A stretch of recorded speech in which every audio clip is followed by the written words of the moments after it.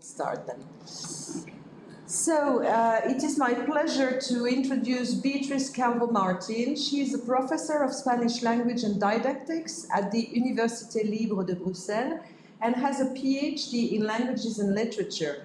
Her broad teaching and teacher training experience includes collaborations with several universities, Instituto Cervantes and other institutions. Her research deals with applied linguistics, L2 motivation, creativity in language learning, affect, Spanish literature, Francophone literature, and comparative literature.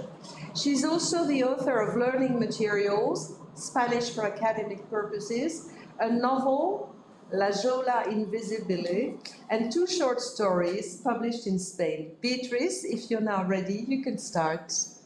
Thank you very much for the presentation, and thank you for being there. And I would like to thank the organizers in English before starting my talk in Spanish, because they're doing an amazing job. It's amazing what you're doing there to make us feel a little bit closer, even if we're far away from Brno, unfortunately. Buenas tardes, mi charla es en español, así que intentaré hablar un poco más lentamente de lo normal porque tengo tendencia a embalarme, así que intentaré hablar un poco más despacio. Voy a hablar de la creación literaria como estrategia de motivación y de la dimensión afectiva. Entonces voy a hablar de la creatividad en general y de la creación literaria en particular. La charla la he pensado en 4 grandes partes. La primera parte es la dimensión afectiva del aprendizaje y en concreto la motivación. La segunda parte hablará de la creatividad y de la imaginación en el aprendizaje. La tercera parte hablará más en concreto de la escritura creativa o de la creación literaria en el aula y fuera de ella, porque es lo que pasa con la creatividad, que cuando sembramos esta semilla germina en cualquier momento y en cualquier lugar. Y por último, en la cuarta parte me gustaría hablar de 2 experiencias prácticas. Me gustaría compartir 2 ideas, 2 actividades que he realizado con mis estudiantes. Una es una actividad de poesía que hice en niveles bajitos, en un A1, A2. Y esto es algo que mis colegas siempre me dicen, que la creación literaria está muy bien, pero que es para niveles avanzados, y no estoy en absoluto de acuerdo. Creo que se puede practicar la creatividad y la creación literaria desde los primeros niveles de aprendizaje. Entonces, quisiera compartir una idea. La segunda actividad es un grupo literario que hemos creado en la Universidad Libre de Bruselas, que se llama Crearia, y Crearia viene de creación literaria, es un nombre que encontraron los propios estudiantes, así que contaré más sobre esto al final.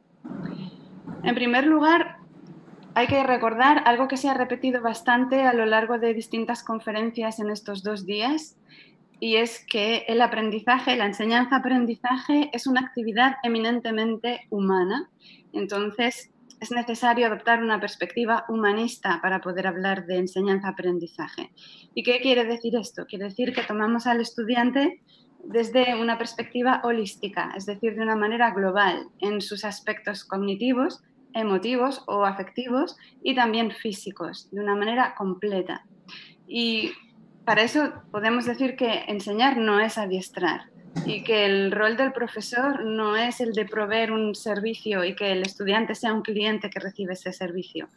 Por el contrario, yo estoy muy de acuerdo con la definición que hace el pedagogo brasileño Paulo Freire, que dice: enseñar no es transferir conocimiento, sino crear las posibilidades para su propia producción o construcción.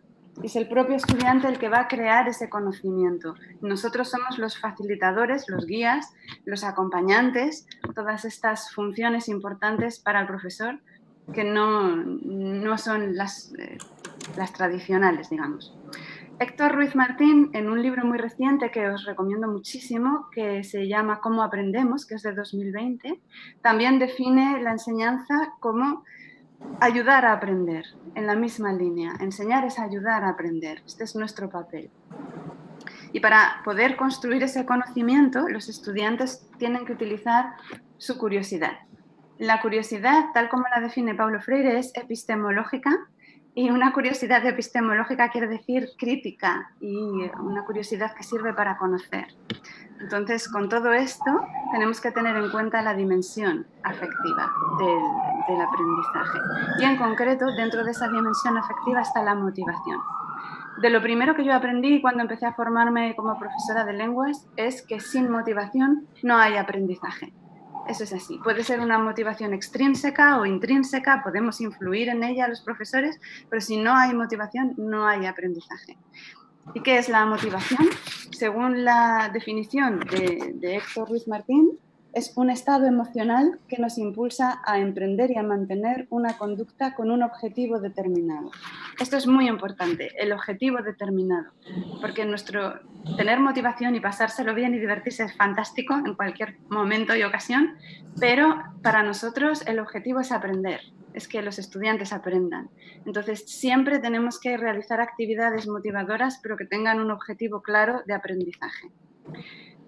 La motivación y la dimensión afectiva en general están recogidas ya en el Marco Común Europeo de Referencia, en su capítulo 5, cuando hablan de la competencia existencial, el savoir-être, las actitudes, motivaciones, que aparecen en plural, valores, creencias y factores de personalidad. De esta manera, la motivación, la curiosidad epistemológica y la creatividad están unidas dentro de esta dimensión afectiva que facilita el aprendizaje. La creatividad dentro del aprendizaje de las lenguas, bueno, yo tengo una concepción muy amplia de la creatividad. Podemos decir que crear implica ir más allá de lo aprendido, es decir, participar de manera libre, original y espontánea en la clase. Ir más allá de lo aprendido es algo que hacen los estudiantes de lenguas de por sí, porque cuando enseñamos una lengua les enseñamos una serie de herramientas o de palabras o de estructuras que ellos después tienen que utilizar en contextos de comunicación diferentes. Con lo cual, siempre utilizar una lengua va a resultar en un proceso creativo. Siempre tiene algo de creativo. Y ser creativo tiene mucho que ver con la personalidad, con la identidad y con muchas características como son la flexibilidad, persistencia, iniciativa, sensibilidad, autoeficacia y también la independencia, el deseo de tomar riesgos o la capacidad de tomar riesgos y la apertura a la experiencia. Utilizar todo esto en clase ayuda a reforzar el autoconcepto del estudiante, que se sienta mejor y más competente al utilizar la lengua, con lo cual va a tomar más riesgos y va a mejorar y va a aprender más. Y todo esto tiene mucho que ver, como digo, con la libertad, con la autonomía y con la competencia. Es como un círculo virtuoso que se retroalimenta a sí mismo. Hablando de la creatividad, tiene mucho que ver con la imaginación, están muy ligadas, son dos capacidades unidas, y la imaginación siempre tiene que ver con ir más allá del contexto, superar un contexto. Es decir, que cuando utilizamos la imaginación no tenemos límites, podemos imaginarnos que estamos en otro lugar, yo me puedo imaginar que estoy ahí en Brno ahora mismo, es un poder de mi imaginación. Puedo viajar en el espacio, en el tiempo, puedo viajar al futuro, al pasado, puedo viajar a otro proyecto diferente, no hay límites. Es una herramienta muy, muy poderosa para utilizar en el aula y no solamente para la escritura creativa de la que voy a hablar ahora, sino que puede ser muy útil también para ingenieros, para matemáticos, para abogados, en cualquier tipo de clase de lengua, aunque sea de especialización. ¿Por qué? Porque la imaginación sirve para anticipar y para resolver problemas. Entonces, podemos utilizarla para eso. Para poder usar la imaginación y la creatividad necesitamos crear un espacio, un ambiente, un entorno adecuado. ¿Qué significa adecuado? Significa que los alumnos no tengan miedo a cometer errores, que se sientan como pertenecientes a ese espacio, que sientan esta pertenencia, esta libertad y que puedan tomar la iniciativa para hablar libremente, que puedan ejercitar su curiosidad, que se diviertan también, que sientan placer al aprender y a construir su conocimiento.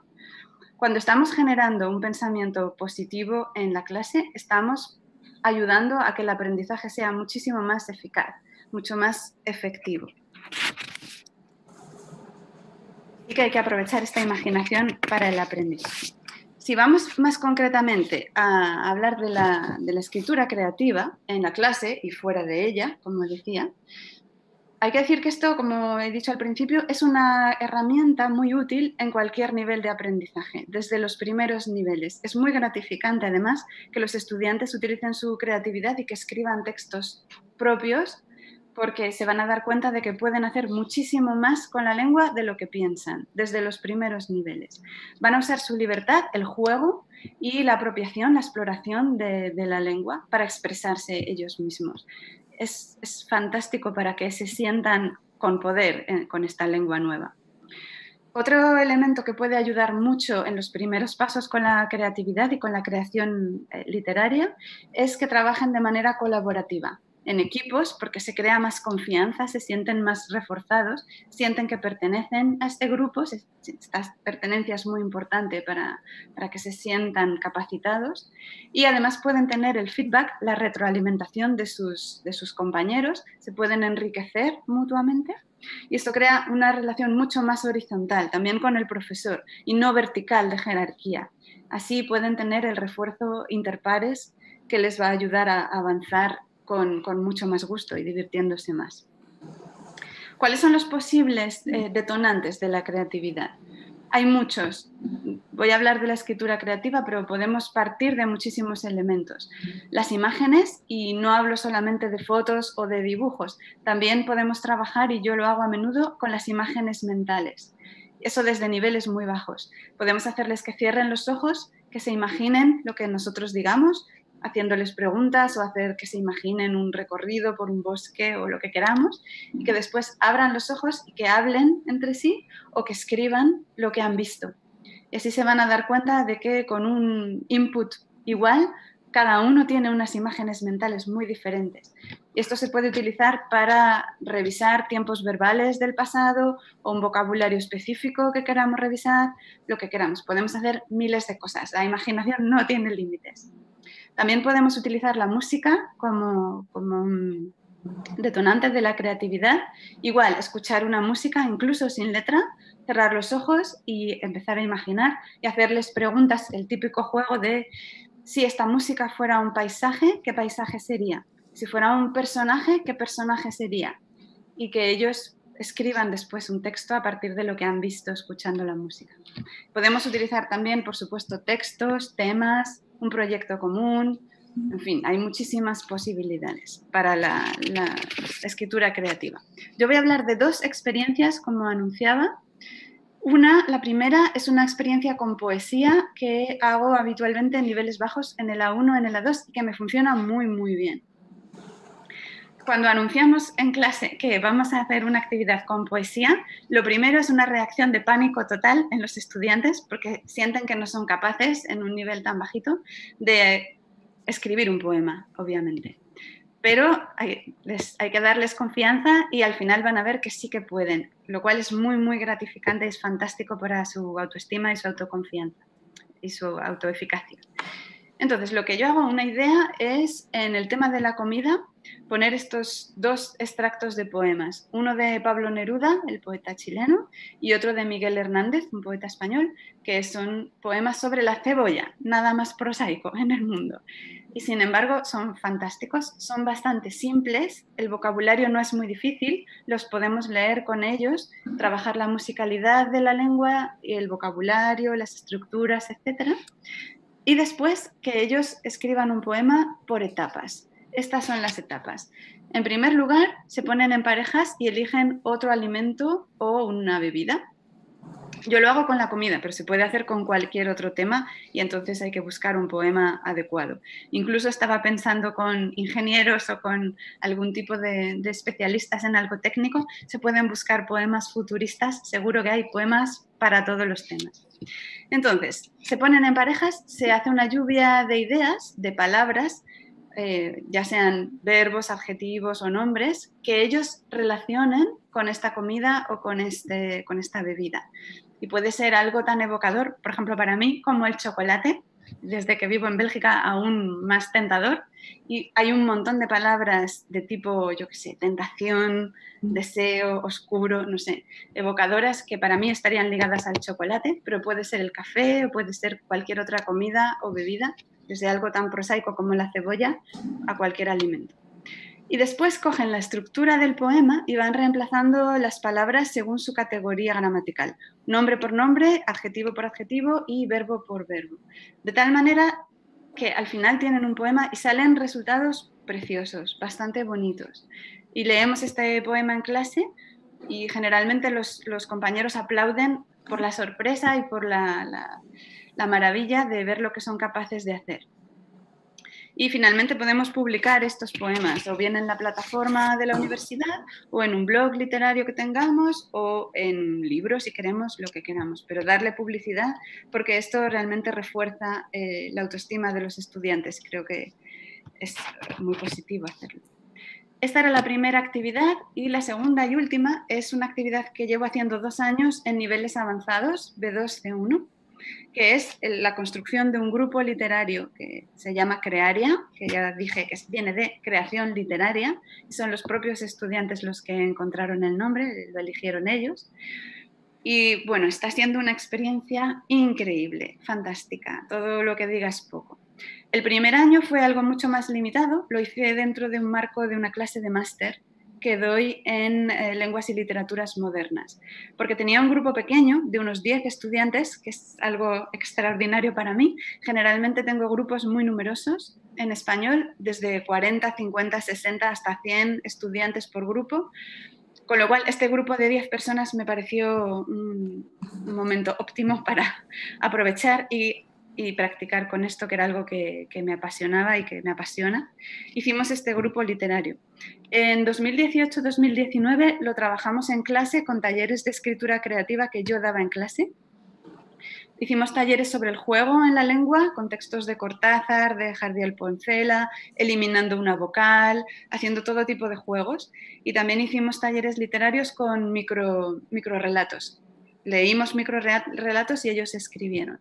En fin, y otras actividades, pero hicimos un blog literario y allí ellos iban publicando sus textos. Eso fue el primer año. También creamos un concurso literario y lo abrimos a todos los estudiantes de español de la universidad. Y tuvimos 2 ganadoras que pasaron a integrarse en el grupo y que han sido un motor fundamental este año. Así que en 2019-2020 abrimos el grupo a toda la comunidad universitaria. Hicimos un proyecto más transversal con estudiantes de todos los niveles y de todas las disciplinas, de distintos estudios.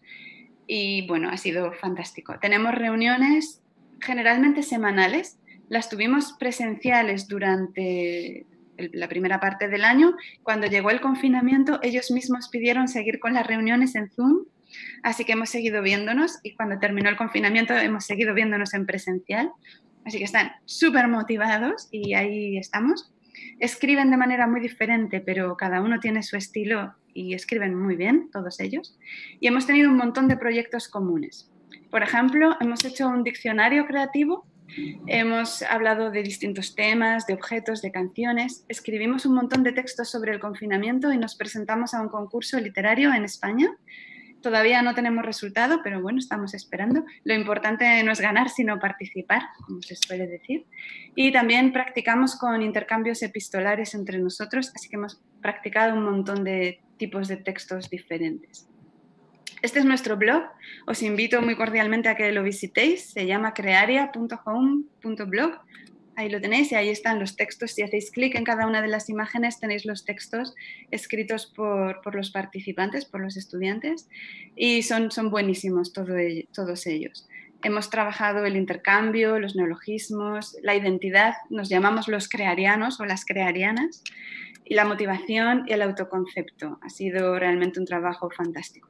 En conclusión, esta concepción humanística de la enseñanza nos lleva a una dimensión holística del estudiante, a estimular su curiosidad epistemológica para que se busquen a sí mismos, para que investiguen en el mundo y que después lo plasmen a través de su creatividad. Es decir, yendo más allá de lo que han aprendido, divirtiéndose y traspasando todos los límites que es posible hacerlo. La imaginación tiene que ver, como he dicho, con la libertad, con la autonomía y con la competencia en la lengua. Y la escritura creativa es una herramienta realmente muy, muy potente para fomentar el aprendizaje. El autoconcepto se verá muy reforzado, el sentido de pertenencia, la identidad y en conclusión llegar a un aprendizaje más efectivo, que es lo que nosotros siempre deseamos como profesores. Muchísimas gracias. Hay unas referencias y estos son mis crearianos que os saludan desde Bruselas. Muchas gracias.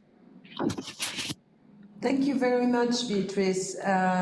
Now we'll know if there are any questions in the room, maybe, or I will go to the YouTube chat to see whether there are any questions. I have a question. Oh, we have a question in the room. I will ask it in English so that we can... Okay, can you hear the question? Yes, I think so. Beatrice, I would like to ask you about this creative dictionary. Could you please give us a little bit more details? What is it exactly? And if you think I could use it, for example, for my students of specialized Spanish, no? The especialidad. Sure. Yes, you can use it in any field, I think. But what we did is thinking about words that have a different meaning for each of us. And we chose some general concepts. It's the students who chose the concepts. And I have to say they are very philosophical. So we had, for instance, perdón, we had origen, we had deseo. So this kind of words, and each of them gave a different meaning to these words. We've also been working with neologisms. So we've been creating words from two different words. I don't know if you know Luis Piedrahita. He's a humorist, and he has a program on the radio and on TV sometimes where he invents words and he creates new definitions for these words. For instance, torturismo, with a sense of humor. Torturismo es la tortura del turismo, when you have to be a tourist and you feel like you have to get up really early in the morning and you have to see everything. So he creates words like that. And that's how we created Crearia, the name of our group. So we use different tools to create words and to define them. And you could use this in any field if you use the imagination of your students to play with the words that they have to learn, and maybe go further and try to define the words themselves. I don't know the keywords that you have to work with, but I'm sure you can find a way to use the imagination of your students to go a bit further than the definition that you get in a dictionary. So something that is meaningful for them with this word. Okay, thank you. Thank you. I don't think there are any more questions in the room. And apparently there are no questions in the chat either. So thank you very much, Beatrice. Thank you.